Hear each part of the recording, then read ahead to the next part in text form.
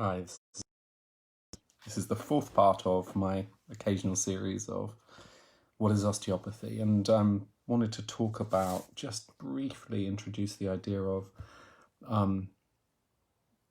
difficulties in feeding with newborn babies, with regards to breastfeeding and regards to bottle feeding.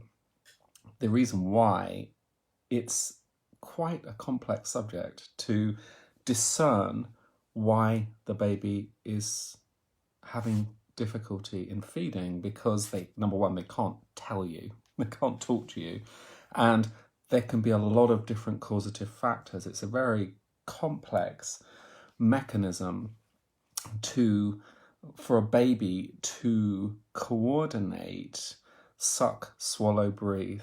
Those are neurologically very complex, and there is a plethora of reasons why a newborn baby is having difficulty feeding. Plus, you add into that breastfeeding. When there's breastfeeding, it could be maternal, it could be too fast a letdown, it could be to do with too much milk, and the whole mechanics of the breast milk feeding. So you've got that as well. But I do this as a series of lectures in my pediatrics courses when I'm teaching this to colleagues. The first part is about the mother and the whole process and the whole physiology of breastfeeding and how that works and how you can enhance and maintain that. But the other side of it is to do with the mechanics of the baby, and there are a huge amount of different potential causes of difficulties in feeding, and I'll just go through a couple of them just briefly. Sometimes it can be to do with the tongue. The tongue is very important. There's a very complex maneuver, especially in breastfeeding, of the tongue. The tongue actually ripples forwards and backwards and draws the milk out of the breast.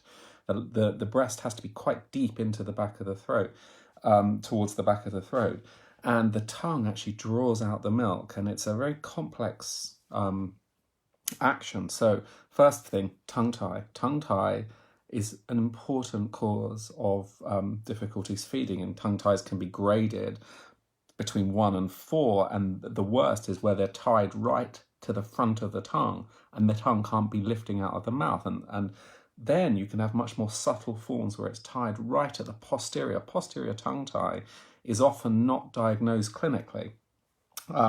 And it can have an effect on feeding. It's not always the cause of feeding difficulties, even if there is a low-grade tongue tie, but it has to be evaluated. The tongue, though, can be affected by other issues because it is muscle that is attached down into the back of the throat towards the hyoid bone, and there could be problems further down that are binding the tongue down. So you have to evaluate the mechanics of all of the throat muscles and fascia and the hyoid function. But also the nerve supply. If the nerve supply is compromised in a baby, basically the hypoglossal nerve, which is a nerve that supplies the tongue, one of the main nerves that supplies the tongue, if that is compromised, and it can be quite often in the mechanics of the head and the neck in a baby who's had a slightly complex delivery, and this little tiny canal called the hypoglossal canal can be a little bit compromised, and there could be a weakness in that nerve supply. Again, has to be evaluated. But there's also the complexity of the function of the soft palate. The soft palate has to produce a relative seal over the epiglottis, otherwise you will be swallowing you will be breathing, aspirating into the trachea when there's the breast milk or the normal milk is coming in. So there has to be functional coordination of the soft palate as well, and that has a particular nerve supply that can be compromised. The 9th, 10th, 11th cranial nerves are all really important with this. So you've got the function of the soft palate. You've also got the mechanics of the hard palate. The hard palate can be locked down if there's a sort of squashing of a baby pre-birth, and the mechanics of the hard palate can not be correct. And there's very intricate bones there inside the upper palate which need to be free, and they can often be compromised. So you've got nerve supplies, you've got the soft palate, you've got the hard palate.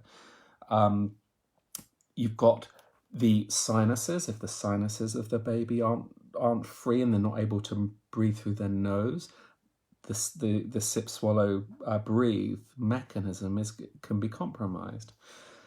But there are other difficulties that can cause feeding difficulties. For example, if there is gastroesophageal reflux, where there's a weakness in the gastroesophageal valve further down, and some of the milk returns back up, that will provide for a very much a difficulty in feeding, because the baby will only want to eat a certain little bit, drink a certain little bit before they feel full and irritable, and that's a completely different cause again. And we have to evaluate what is reflux, what is a palate, soft palate, tongue function dysfunction, or other gastroesophageal and stomach issues if there is an intolerance and allergy to milk, or sometimes if the baby has a colic type pattern, which is different again to a reflux pattern.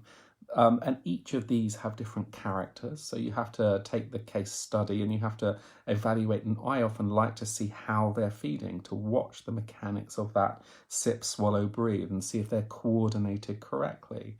There can be other more generalized neurological causes where everything's just a little bit like in a preemie baby, where everything's just a little bit immature and needs to be stimulated and woken up in terms of regulating this complex sequence, which is feeding. I mean, there's so many things. There's so many.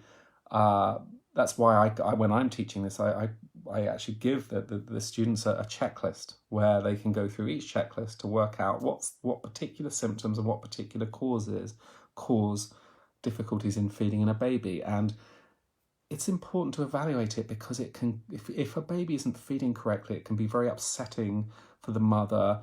It can be very stressful for the baby and mother, especially if it's breastfeeding. And you have to intricately work out what's the problem here. Is the problem with the mother in terms of letdown, reflex, flow rate, etc., or is the problem with the baby? And often it can be both. A difficulty feeding a baby will affect the flow rate in the mother, etc., etc. Sometimes if a mother is having to express a lot because she's producing too much, actually what happens is the more she expresses, the more she produces, because the more you feed, the more you produce milk, and sometimes that gives you far too much milk, etc., etc. So there's a lot of things to decipher, and it's an interesting puzzle to work out and to get things right. And your ideal situation is to have a lactation consultant, an osteopath who is trained in